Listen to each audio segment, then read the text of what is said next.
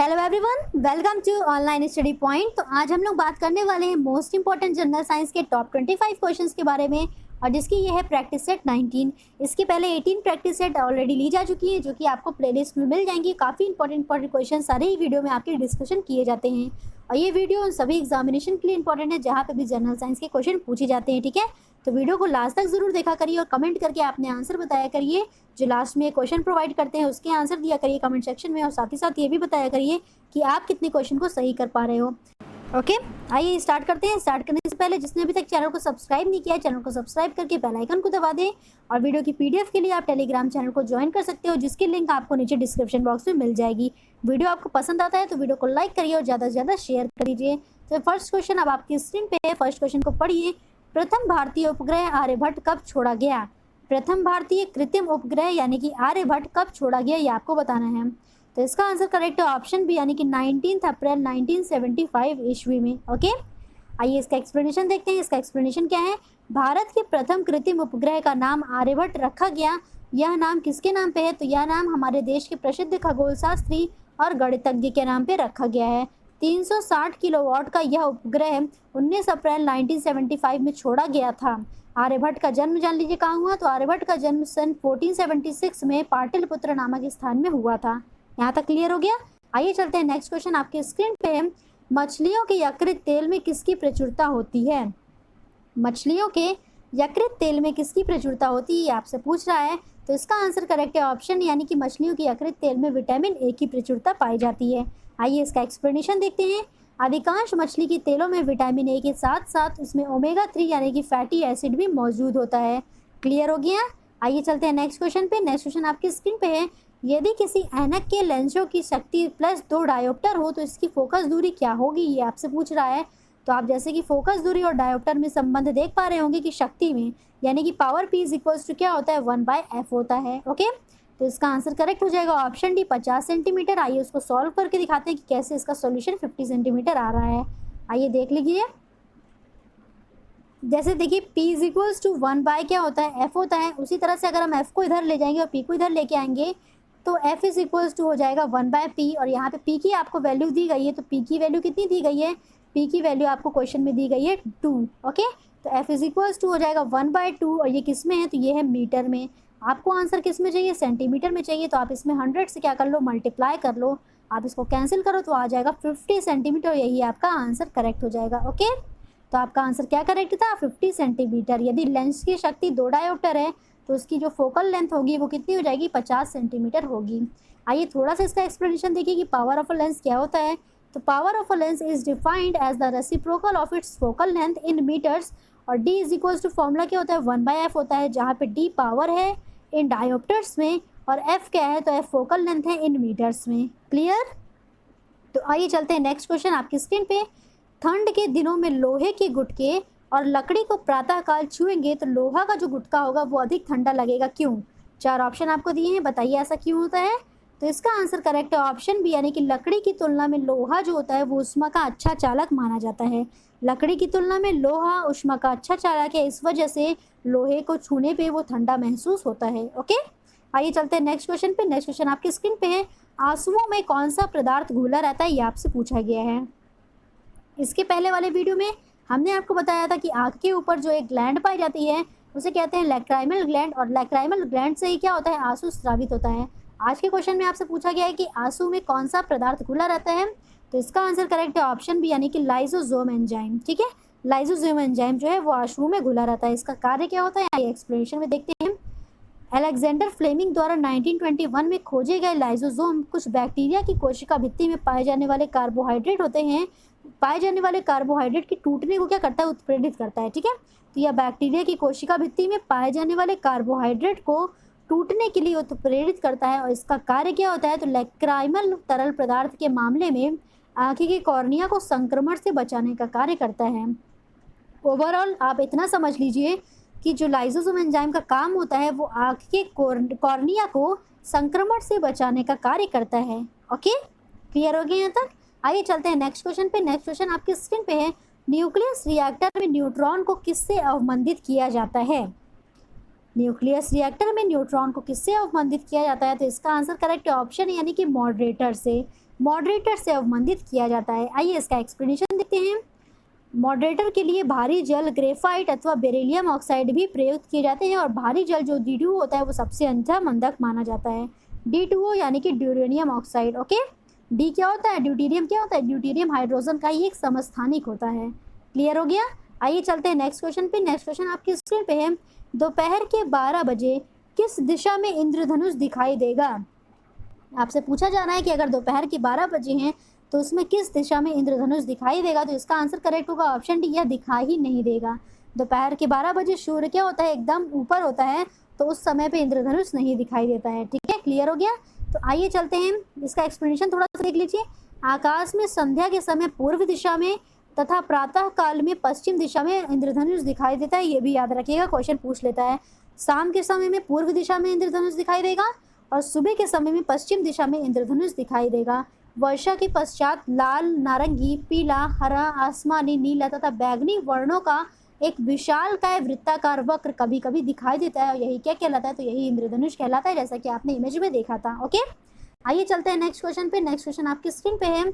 बिजली की खपत किसके मापन पर आधारित होती है? बिजली की खपत किसके मापन पर आधारित है, ये आपको बताना है। यहाँ पे आपको दिया गया है वॉट, वोल्टेज, ओम या एम्पियर। तो आपका आंसर करेक्ट हो जाएगा ऑप्शन ए, यानी कि केवल एक पे। बिजली की खपत केवल वॉट में ही आधारित होती है, वॉट के मापन पर आधारित होती है। क्लियर हो गया। ओके, तो क्वेश्चन 9 अब आपकी स्क्रीन पे है। क्वेश्चन 9 क्या है? जर्मन सिल्वर में निम्नलिखित है। जर्मन सिल्वर में क्या क्या पाया जाता है ये बताइए आप। तो इसका आंसर करेक्ट है ऑप्शन सी, यानी कि कॉपर, जिंक एवं निकेल। ठीक है, हमने आपको इससे पहले एक क्वेश्चन कराया था, पूछा था कि किस में सिल्वर नहीं पाया जाता है, तो उसका आंसर करेक्ट था जर्मन सिल्वर। आप लोग खुद ही देख रहे हो कि जर्मन सिल्वर जो है उसमें सिल्वर नहीं पाया जा रहा है। बाकी ये किस किस से मिलके बना होता है, तो ये मिलके बना है कॉपर, जिंक और निकेल से। ओके, का एक्सप्लेनेशन देख लीजिए थोड़ा सा। जर्मन सिल्वर में क्या क्या होता है, तो 60% तांबा होता है, 20% निकेल होती है और 20% जस्ता होता है। यहाँ तक क्लियर। इसे जर्मन सिल्वर, नई चांदी या निकल पीतल इस नाम से भी जाना जाता है। निकल चांदी इसलिए कहा जाता है क्योंकि यह चांदी के जैसा दिखता है किंतु इसमें चांदी नहीं होता है। ये चीज़ याद रखिएगा। पूछता है किसमें चांदी नहीं पाई जाएगी, तो आपका आंसर करेक्ट है जर्मन सिल्वर में चांदी नहीं पाई जाती है। ओके, आइए चलते हैं नेक्स्ट क्वेश्चन। क्वेश्चन 10 आपकी स्क्रीन पे है। पास्कल किसका मात्रक है, ये आपको बताना है। पास्कल किसका मात्रक है, तो आपका ऑप्शन करेक्ट होगा ऑप्शन बी, यानी कि पास्कल जो है वो दाब का मात्रक होता है। ठीक है, आइए हम आपको बता देते हैं ऊर्जा, गति और ऊष्मा का क्या मात्रक होता है। तो देखिए आपको जैसा कि स्क्रीन पे दिख रहा है, ऊर्जा का मात्रक और ऊष्मा का मात्रक क्या है, सेम ही है। क्या होता है, जूल होता है। ऊर्जा यानी कि एनर्जी, ऊष्मा यानी कि हीट का मात्रक। गति का मात्रक क्या है, तो यह है मीटर पर सेकेंड। ओके, और ये सारे मात्रक किस में दिए हैं, तो ये दिया गया है एसआई सिस्टम में। ठीक है, क्लियर हो गया। आइए चलते हैं नेक्स्ट क्वेश्चन आपकी स्क्रीन पे। जल की स्थायी कठोरता का क्या कारण है, यानी कि परमानेंट हार्डनेस का क्या कारण है। तो इसका आंसर क्या करेक्ट है, इसका आंसर करेक्ट हो जाएगा क्या, बताइए जल्दी से। कैल्शियम और मैग्नीशियम के क्लोराइड और सल्फेट। कैल्शियम तथा मैग्नीशियम के क्लोराइड और सल्फेट जो होते हैं वो जल की स्थायी कठोरता का कारण होते हैं। ओके, आइए इसका एक्सप्लेनेशन देखिए। स्थायी कठोरता यानी कि परमानेंट हार्डनेस क्या होती है, वह जल जिसे उबालने पर भी उसकी कठोरता दूर नहीं होती उसे हम स्थायी कठोरता यानी कि परमानेंट हार्डनेस कहते हैं। और इसमें क्या क्या होते हैं, तो इसमें कैल्शियम और मैग्नीशियम के सल्फेट, क्लोराइड, नाइट्रेट आदि लवणों के घुले रहने के कारण होता है। ठीक है, तो आपका आंसर क्या करेक्ट है, आपका आंसर करेक्ट है ऑप्शन बी, कैल्शियम तथा मैग्नीशियम के क्लोराइड और सल्फेट। ओके, आइए चलते हैं नेक्स्ट क्वेश्चन, क्वेश्चन 12 पे। ओके, तो क्वेश्चन 12 अब आपके सामने ही, क्वेश्चन 12 को पढ़िए। कॉपर सल्फेट का घोल जल में जाने पर क्या कर देता है। 4 ऑप्शन आपको दिए हैं, बताइए। तो इसका आंसर करेक्ट है ऑप्शन, यानी कि नीले लिटमस को लाल बना देता है। क्या करेगा, नीले लिटमस को लाल बना देगा। ऐसा क्यों करता है, आइए थोड़ा सा एक्सप्लेन करते हैं आपको। कॉपर सल्फेट क्या हो जाएगा, CuSO4। जब इसको आप वाटर में डालोगे यानी कि H2O के साथ ये रिएक्शन करेगा तो ये बना देगा H2SO4 यानी कि सल्फ्यूरिक अम्ल बना देगा। ठीक है, तो सल्फ्यूरिक अम्ल बन गया तो सल्फ्यूरिक अम्ल क्या करेगा, नीले लिटमस को लाल कर देगा। एसिडिक सॉल्यूशन कोई भी होगा तो एसिडिक सॉल्यूशन में अगर आप लिटमस पेपर डालोगे ब्लू कलर का तो वो लाल कर देगा। ठीक है, और लाल कलर का डालोगे तो कोई भी चेंजेस नहीं होगा। क्लियर हो गया यहाँ तक। आइए चलते हैं नेक्स्ट क्वेश्चन पे, इसका आप लोग एक्सप्लेनेशन पढ़ लो। ओके, तो नेक्स्ट क्वेश्चन अब आपके स्क्रीन पे है। प्रकाश विकिरण की प्रकृति होती है, प्रकाश विकिरण की प्रकृति किसके समान होती है ये पूछा है। तो इसका आंसर करेक्ट है ऑप्शन सी, यानी कि तरंग एवं कण दोनों के समान होती है। ठीक है, वेव और पार्टिकल दोनों की तरह बिहेव करता है कौन, प्रकाश विकिरण की प्रकृति, नेचर ऑफ लाइट। ठीक है। तो नेचर ऑफ लाइट कैसा होता है, वेव और पार्टिकल दोनों की तरह व्यवहार करता है। इसका एक्सप्लेनेशन क्या है, प्रकाश एक कण के रूप में भी व्यवहार करता है और यह तरंग के रूप में भी व्यवहार करता है। और ये किसने बताया था, तो यह बताया था अपने प्रयोगों के आधार पर आइंस्टीन ने। ठीक है, अल्बर्ट आइंस्टीन ने अपने प्रयोगों के आधार पर बताया था कि प्रकाश में जो होता है दोनों गुण पाए जाते हैं, डुअल नेचर पाया जाता है लाइट का, तरंग और कण के समान। ओके, आइए चलते हैं नेक्स्ट क्वेश्चन। नेक्स्ट क्वेश्चन आपकी स्क्रीन पे है। क्वेश्चन 14 क्या है, निम्नलिखित में से किस खनिज के द्वारा लोहा प्राप्त किया जाता है।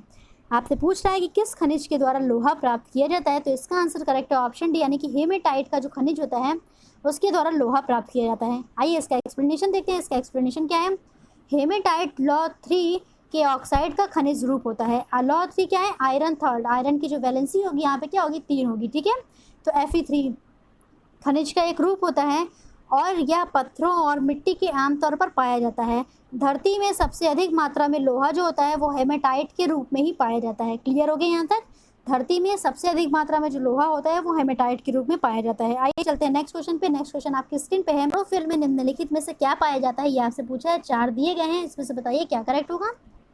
तो इसका आंसर करेक्ट है ऑप्शन सी, यानी कि क्लोरोफिल में मैग्नीशियम पाया जाता है। ठीक है, क्लोरोफिल में मैग्नीशियम पाया जाता है। आइए इसका एक्सप्लेनेशन देखते हैं। पर्णहरित, हरित लवक, पर्णहरिम या क्लोरोफिल एक प्रोटीन युक्त जटिल रासायनिक यौगिक होता है। ये वर्णक क्या होता है, पत्तों के हरे रंग का कारण है। ठीक है, तो पत्तों का जो हरा रंग होता है वो किसकी वजह से होता है, तो क्लोरोफिल के पिगमेंट की वजह से होता है। प्रकाश संश्लेषण का यह मुख्य वर्णक भी होता है। क्यों, क्योंकि फोटोसिंथेसिस किसी की वजह से पाया जाता होता है। ठीक है, तो फोटोसिंथेसिस किसकी वजह से होती है, क्लोरोफिल की वजह से ही होती है। इसका गठन कार्बन, ऑक्सीजन, नाइट्रोजन तथा मैग्नीशियम तत्वों के मिलने से होता है। इसका गठन किससे किससे मिलकर होता है, तो ऑक्सीजन, नाइट्रोजन, मैग्नीशियम तथा कार्बन के तत्वों के मिलने से होता है। ओके, क्लियर हो गया। आइए चलते हैं नेक्स्ट क्वेश्चन। नेक्स्ट क्वेश्चन आपके स्क्रीन पे है। ट्यूबलाइट में सामान्यतः गैसें भरी होती हैं। ट्यूबलाइट में सामान्यतः कौन सी गैसें भरी होती है, ये आपसे पूछा जा रहा है। तो इसका आंसर करेक्ट है ऑप्शन बी, यानी कि पारे की वाष्प प्लस आर्गन गैस भरी होती है। हमने आपको इसके पहले बताया था कि विद्युत बल्ब में कौन सी गैस भरी होती है, तो विद्युत बल्ब में आर्गन गैस भरी होती है। और आज का क्वेश्चन है कि ट्यूबलाइट में समानता कौन सी गैस भरी होती है, तो इसका आंसर करेक्ट हो जाएगा ऑप्शन बी, पारे की वाष्प और आर्गन गैस भरी होती है ट्यूबलाइट में। आइए चलते हैं नेक्स्ट क्वेश्चन पे। नेक्स्ट क्वेश्चन आपकी स्क्रीन पे है। जैविक सिस्टम में रासायनिक क्रिया की प्रक्रिया को तेज करने के लिए क्या उत्तरदायी है, जल्दी से बताइए इसका आंसर क्या होगा। तो इसका आंसर करेक्ट हो जाएगा ऑप्शन सी, यानी कि एंजाइम। एंजाइम क्या करता है, तो जैविक सिस्टम में रासायनिक प्रक्रिया को तेज बनाता है। ठीक है ना, रासायनिक प्रक्रिया को तेज बनाता है कौन, तो एंजाइम। आइए चलते हैं नेक्स्ट क्वेश्चन। क्वेश्चन आपकी स्क्रीन पे है। वनस्पति घी के निर्माण में कौन सी गैस प्रयुक्त होती है। वनस्पति घी के निर्माण में कौन सी गैस प्रयुक्त होती है, तो इसका आंसर करेक्ट है ऑप्शन बी, यानी कि हाइड्रोजन गैस। ठीक है, तो हाइड्रोजन गैस वनस्पति घी के निर्माण में प्रयुक्त होती है। आइए इसका एक्सप्लेनेशन देखिए।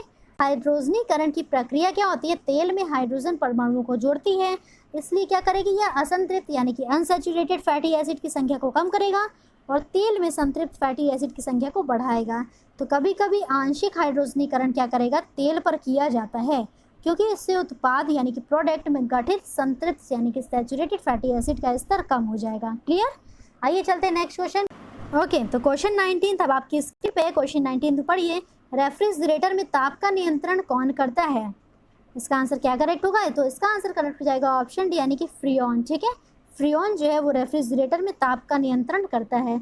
आइए चलते हैं नेक्स्ट क्वेश्चन, क्वेश्चन 20 की तरफ।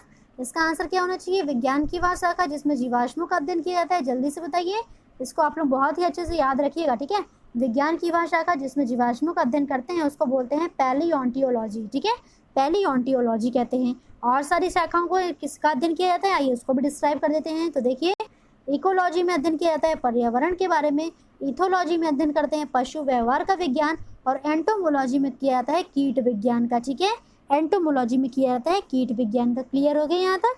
आइए चलते हैं नेक्स्ट क्वेश्चन, क्वेश्चन 21। आर्द्र हवा में लोहा के मोर्चा में क्या शामिल होता है। आर्द्र हवा में लोहा में जो मोर्चा लग जाता है यानी कि लोहे में जंग लग जाता है, उसमें क्या शामिल है ये बताइए। तो इसका आंसर करेक्ट है ऑप्शन डी, यानी कि लोहे के द्वारा इलेक्ट्रॉनों की हानि।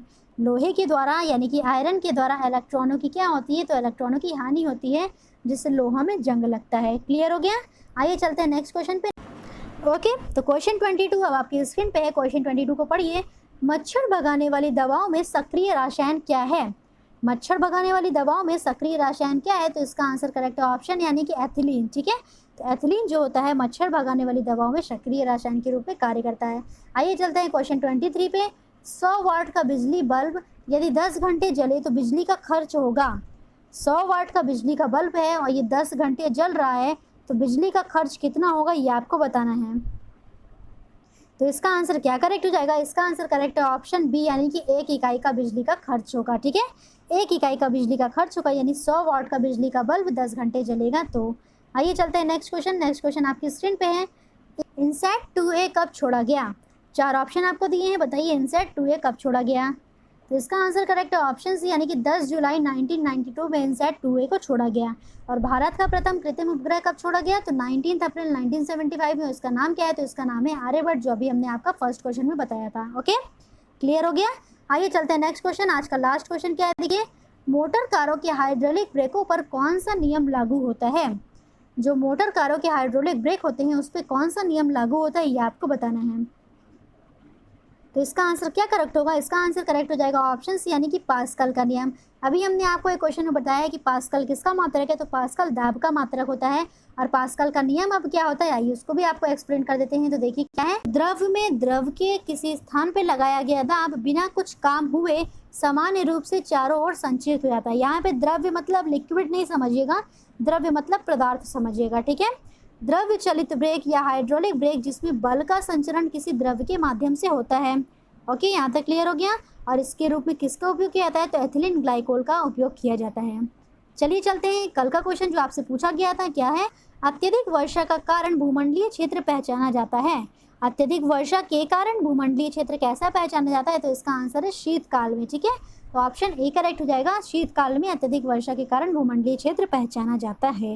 ओके, अब देखिए आज का क्वेश्चन क्या है। आज का क्वेश्चन आपकी स्क्रीन पे है, जीव और निर्जीव के बीच की क्या कड़ी है? तो 4 ऑप्शन आपको दिए गए हैं, बताइए जल्दी से जीव और निर्जीव के बीच की कौन सी कड़ी हो जाएगी?